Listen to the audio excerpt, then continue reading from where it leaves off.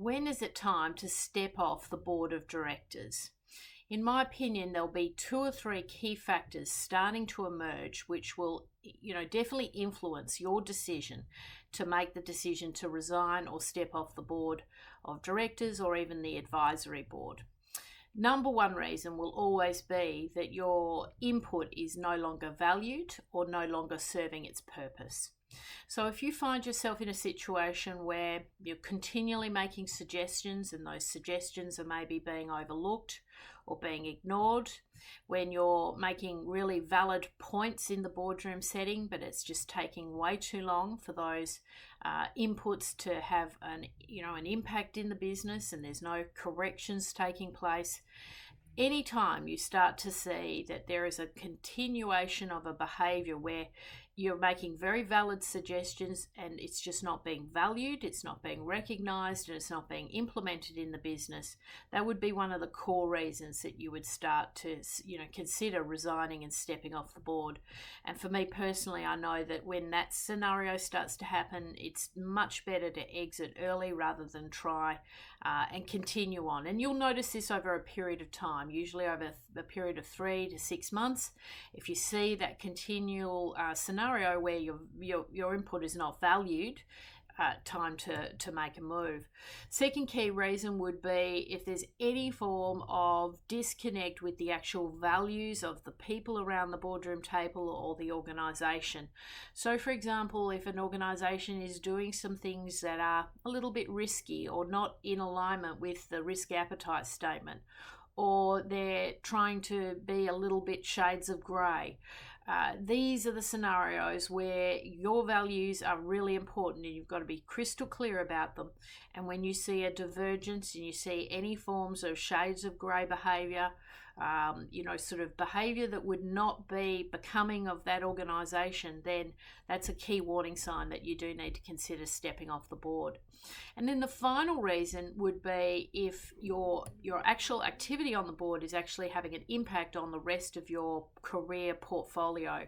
And let's be realistic, a lot of board appointments start out well enough and everyone's very well intentioned, but sometimes the workload can really ramp up for a range of different valid reasons. But the reality is it can often tip your entire career portfolio out of balance. Now this particularly can happen in the not-for-profit scenarios where you can often find that maybe the workload's not equally shared and suddenly you're sort of having to do a lot of the heavy lifting. And it might be that the time commitment is just off the charts. Now, I was talking to a number of board executives in the last week, and one particular executive wanted to make this move from unpaid board work to commercially paid board work. And we did an analysis of how much unpaid board work she was actually doing and how much work was actually occurring each week. And she was literally spending days and days each week trying to, service all of these unpaid, volunteer boards. And it was absolutely, crucifying her because she was not able to develop her portfolio correctly. She wasn't actually earning an income. She was actually in a level of financial distress. And she was in this scenario where she had almost like a guilt association with the organisations if she was to resign or pull back. And she was just giving. And the reality is a lot of organisations will take. So if you give those hours, you're never going to get those hours back necessarily. So they're the three key reasons why I would really be starting to think about, is it time to, resign, put your notice in, step off in a really professional, cordial way. Number one, the values, not in alignment. You're starting to see shades of grey.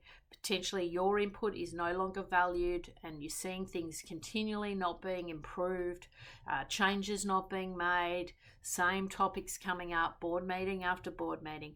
And then for more personal reasons, if it's actually tipping your own board portfolio out of balance, then you seriously have to consider stepping off, regrouping, and sort of putting things into a proper order going forward.